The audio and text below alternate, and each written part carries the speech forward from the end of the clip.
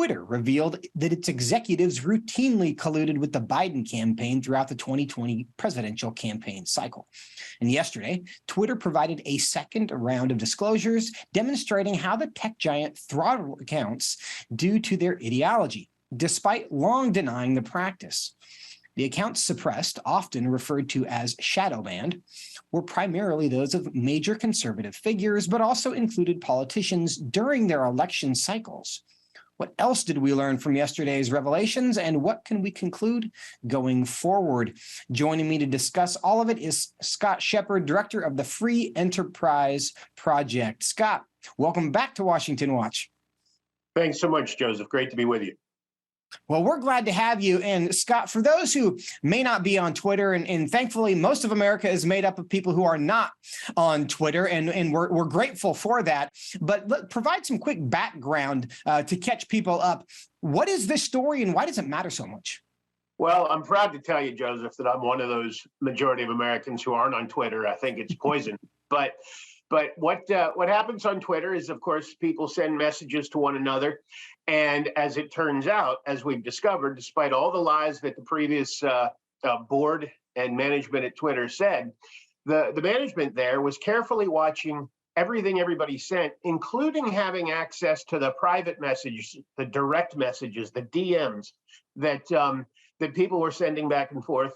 And they were actively suppressing, shadow banning, not promoting, not allowing promotion of or distribution of conservative opinions and the thoughts of high profile and even low profile, because it happened to us at the Free Enterprise Project, and we're not worldwide names, of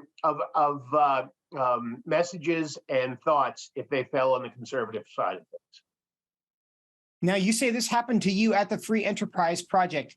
How do you know that? Has Twitter told you that? How can someone or an organization find out if they were on the list of organizations or people being shadow banned? Well, they haven't told us yet. We know it because we could see in the way that there were retweets of our postings.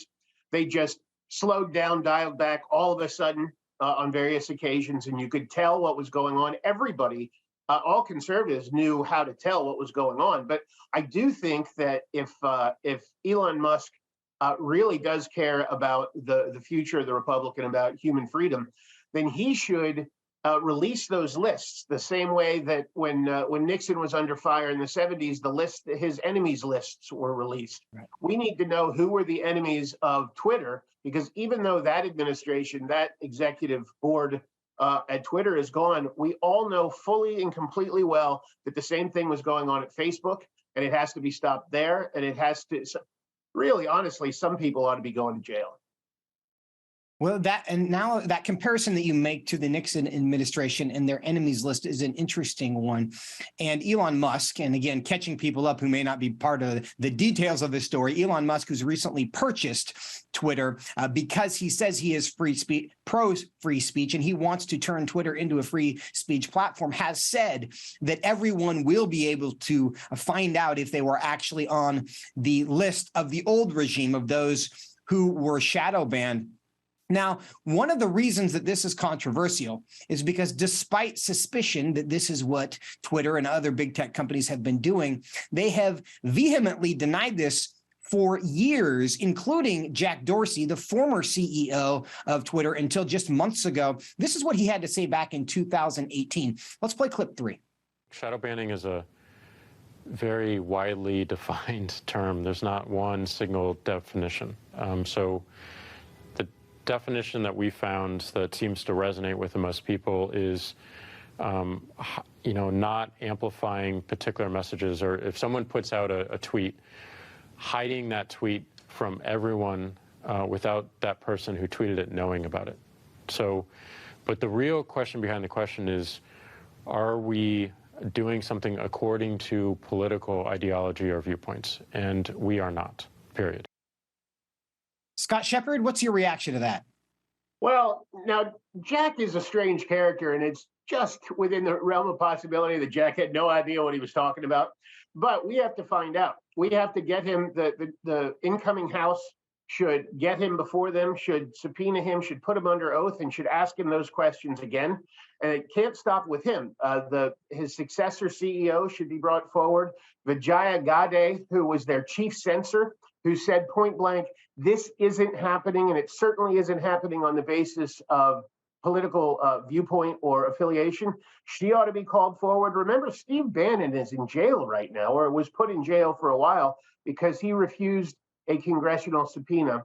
And when lies occur under oath, jail terms can follow. And so we ought to be hearing from these previous directors. There ought to be if we had a competent and non-corrupt SEC, the SEC ought to be looking at the material misrepresentations to shareholders that were undertaken by this whole X crowd at Twitter, and then absolutely everybody with responsibility at Facebook, from Deadeye Zuckerberg on down, should be brought to Congress, put under oath, required to say what they knew, what they know about what's going on at Facebook, what did go on, because they've made the same absurd assertions that they haven't been shadow banning and that their disinformation reviews aren't partisan. Let's have those questions asked again under oath, and then let's have the Steve Bannon treatment apply universally.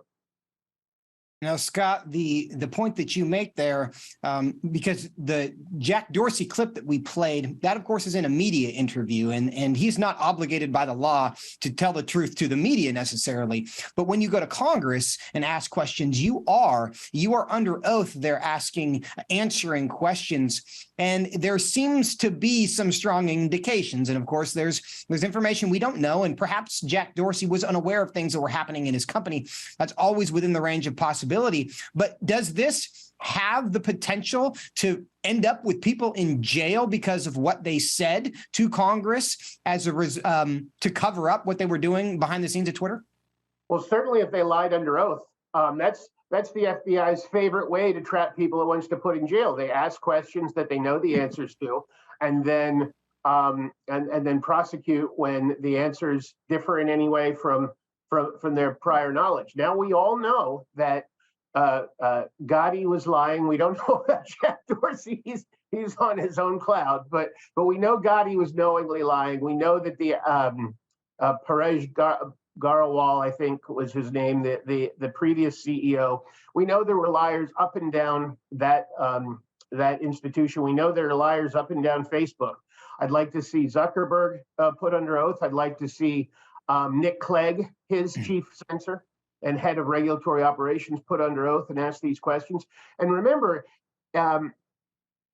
executives at publicly traded companies have obligations not to lie about material facts almost ever, whether it's in a meeting or it's in an interview with reporters.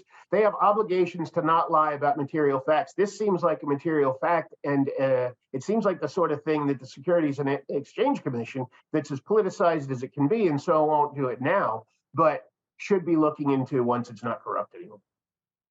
Well, you mentioned the potential there that the FBI would look into that. There's a lot of concern these days that the FBI is, in fact, a fairly partisan organization, and there are whistleblowers from the FBI indicating as much, which calls into question whether how aggressively they might pursue this, even if the facts suggested that they had lied under oath.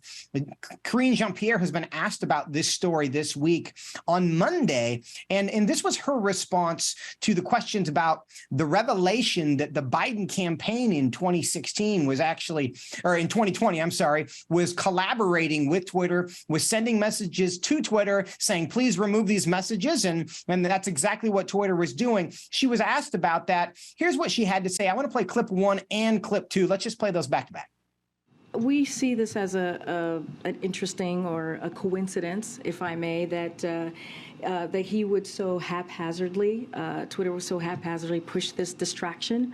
That is a full of old news. If you think what is happening, it's frankly, it's not healthy. It won't do anything to help a single American improve their lives. And so, look, this isn't. We see this as an interesting, coincidence, and it's a distraction. Scott Shepard, is this merely a distraction that won't do anything to help any Americans' lives? Well, I mean, as a first fact, Corinne never knows what she's talking about anything. If she speaks, you can be sure that it's wrong or false. Those are the only two settings that she has. But within that fact, I mean, this is the old Clinton playbook. Once something bad, they deny, and then when they're caught, they say, "Oh, well, this is just old news." Well, it's not old news because you haven't admitted it yet. And the authoritarianism of this administration, in that it thinks that it's not going to help anybody for the administration to be forced to come clean about its lies, about its collusion, about its interference in a free election, about its combining with private enterprise to deny Americans their civil rights, including First Amendment civil rights. That's not getting that out and fixing it's not going to help anybody.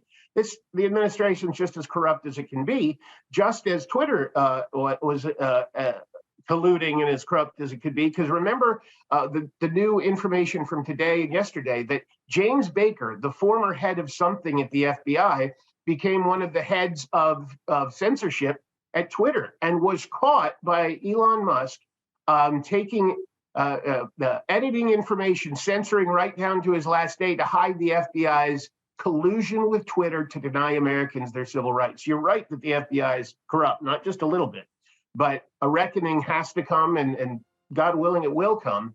And a lot of the deep state will get reviewed too. Scott, there's so much more to this. The Republican majority in the House, I know, is going to investigate, but we're out of time for now. We'll continue this conversation another day. Thanks for being with us. All right. Thank you so much, Joseph.